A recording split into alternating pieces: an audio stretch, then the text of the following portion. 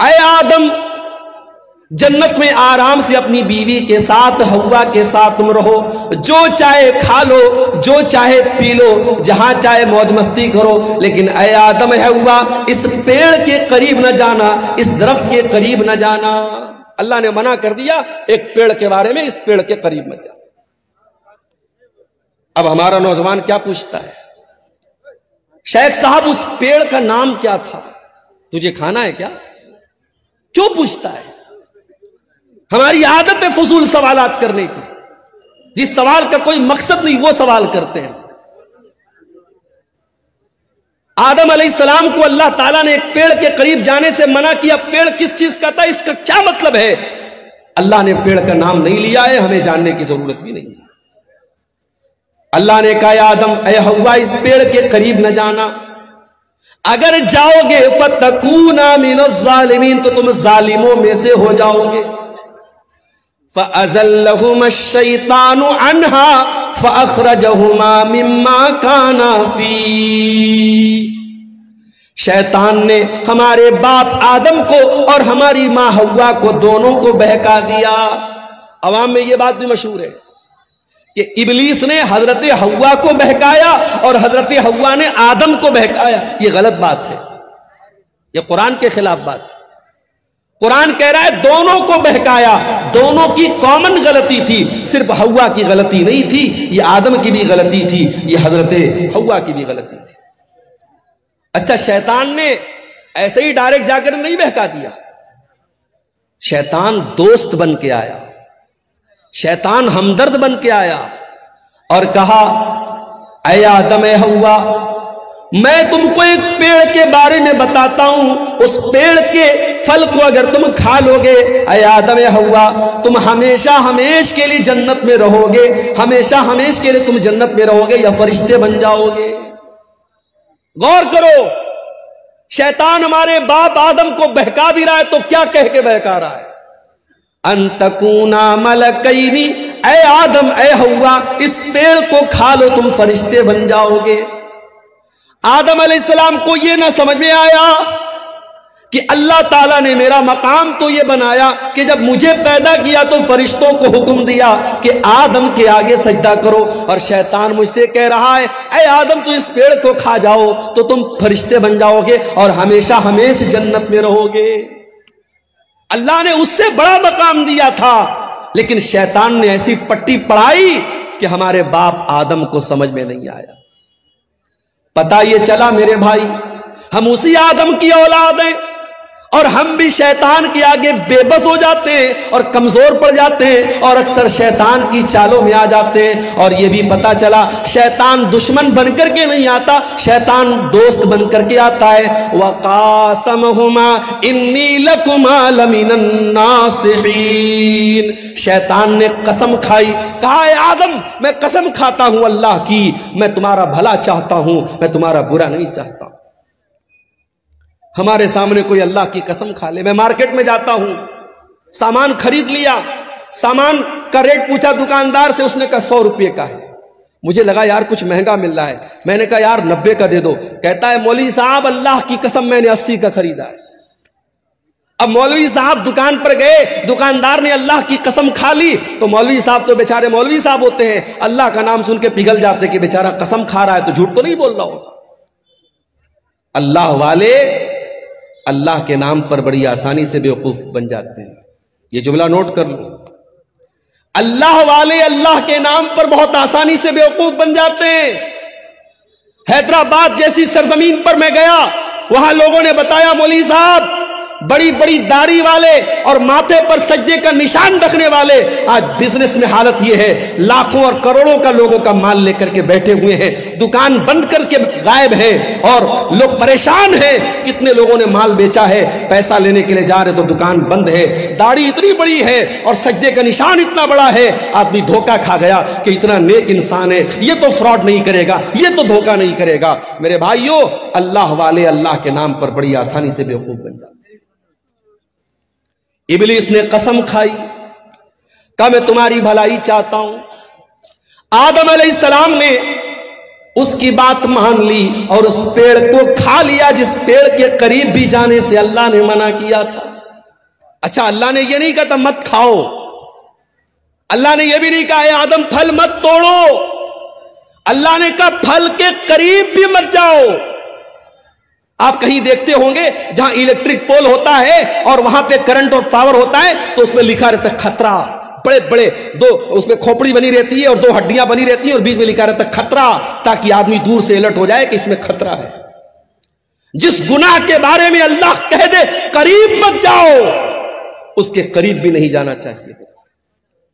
میرے نوجوان ساتھیوں، آج سماج میں زناکاری اور بدکاری عام ہوتی چلی جا رہی ہے، اور آج موبائل کا استعمال زناکاری کے ایک آلے کے طور پر ہو رہا ہے۔ آج موبائل پر ہونے والی ایک چیٹنگ کہاں پر جا کے ختم ہوتی ہے کوئی نہیں جانتا۔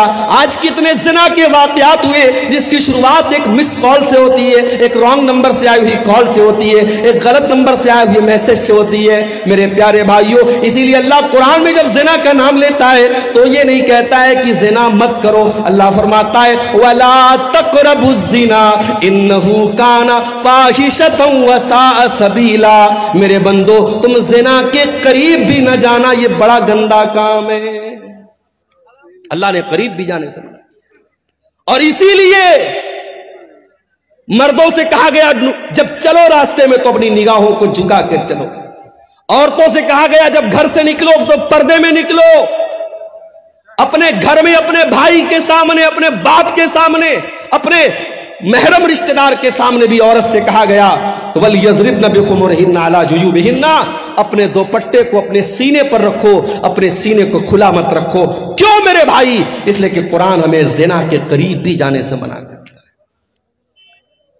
انڈیا کی حکومت نے اجازت دے دی، انڈیا سے کوئی عورت اگر حج کرنے جانا چاہتی ہے، عمرہ کرنے جانا چاہتی ہے، اسے کسی مرد کی ضرورت نہیں ہے، وہ اکیلی جا سکتی ہے، اسے کسی محرم کی ضرورت نہیں ہے۔ مگر آپ کسی عالم سے فتویٰ جا کے پوچھو، کٹیہار کا علاقہ ہے، مولانا رحمت اللہ صاحب بڑے عالم ہیں، شیخ انعام الحق مدنی صاحب بڑے عالم ہیں، اب جا کے پوچھو کہ شیخ صاحب عورت عمرہ کرنے جانا چاہتی ہے، اس کا کوئی محرم رشتہ دار نہیں ہے، کیا کر سکتی ہے؟ علماء جواب دیں گے نہیں کر سکتی ہے۔ کیوں؟ آج کے دور میں کوئی پرانے زمانے کی طرح سفر نہیں ہو رہا ہے، گھوڑے پہ سفر نہیں ہو رہا ہے، اونٹ پہ سفر نہیں ہو رہا ہے، فلائٹ کا سفر ہے۔ باغ ڈوگرا اور کلکتہ سے آپ فلائٹ پکڑیں اور ڈائریکٹ آپ سعودی عرب پہنچ جائیں، ریاض پہنچ جائیں، 4 گھنٹے میں آپ سعودی عرب پہنچ جائیں۔ آج کے دور میں تو کوئی خطرہ نہیں ہے، مگر علماء جواب یہی دیں گے کہ یہ قرآن، یہ نبی کا حکم ہے، یہ شریعت کا حکم ہے، ہمیں اس میں منطق نہیں لگانا ہے، ہمیں اس میں لاجک نہیں لگانا ہے۔ عورت کو اگر عمرہ کرنا ہے، حج کرنا ہے تو اس کا کوئی محرم رشتہ دار ہونا چاہیے یا اس کا شوہر ہونا چاہیے۔ میرے پیارے ساتھیوں، کیوں اسلام نے یہ حکم دیا؟ اس لیے کہ اسلام زنا کے قریب بھی جانے سے ہمیں منع کرتا ہے۔ اللہ نے کہا تھا یا آدم تم اس پیڑ کے قریب بھی نہ جانا، شیطان نے بہکایا اور آدم علیہ السلام نے اور ان کی بیوی حوا نے دونوں نے اس پیڑ کو کھا لیا، اس کے پھل کو کھا لیا۔ اب جیسے ہی دونوں نے پھل کو کھایا، قرآن کیا کہتا ہے؟ فَلَمَّا ذَاقَا الشَّجَرَةَ بَدَتْ لَهُمَا سَوْآتُهُمَا وَطَفِقَا يَخْصِفَانِ عَلَيْهِمَا مِنْ وَرَقِ الْجَنَّةِ، دونوں نے جب اس پیڑ کو کھا لیا تو دونوں کے بدن سے کپڑے اتر گئے اور دونوں ننگے ہو گئے۔ ہمارے باپ آدم بھی ننگے ہو گئے، ہماری ماں حوا بھی ننگی ہو گئی۔ ہائے ہائے ہائے، اب جیسے ننگے ہوئے، اچھا اس کا مطلب کہ جنت میں کپڑا تھا، اس کا مطلب کہ جنت میں کپڑا تھا، دونوں کپڑا پہنے ہوئے تھے، کپڑے اتر گئے، دونوں ننگے ہو گئے۔ اب ننگا رہنا ان کو پسند نہیں ہے، قرآن کہتا ہے دونوں اپنے آپ کو کور کرنے لگے، ڈھانپنے لگے، جنت کے جو پیڑ پودے تھے اس کے پتوں سے اپنی شرمگاہ کو ڈھانپنے لگے۔ پتا یہ چلا کہ ننگا رہنے والا اور ننگی رہنے والی عورت یہ حضرت آدم کی اولاد میں سے کہلانے کی حقدار نہیں ہے۔ آدم کا کلچر یہ نہیں ہے، یہ حوا کا کلچر نہیں کہ ننگا رہا جائے۔ آج چلے جاؤ، آپ کے انڈیا کی بات کر رہا ہوں، آپ گوا میں چلے جاؤ، گوا میں چلے جاؤ، سمندر کے بیچ پر جوان جوان عورتیں पूरे जिस्म को नंगा करके धूप खा रही है, और दुनिया कहती है साहब ये बड़े मॉडर्न लोग हैं, बड़े ये तरक्की याफ्ता लोग हैं। मैं थूकता हूं ऐसी तरक्की पर, मैं थूकता हूं ऐसी तहजीब पर, मैं थूकता हूं ऐसे कल्चर पर। ये आदम का कल्चर नहीं है, ये हव्वा का कल्चर नहीं है। मेरे बाप आदम और मेरी माँ हव्वा के बदन से जब कपड़ा उतरा, दोनों को शर्म महसूस हुई और दोनों ने अपनी शर्मगाह को कवर किया, अपने आप को कवर किया, अपने आप को ढांपा।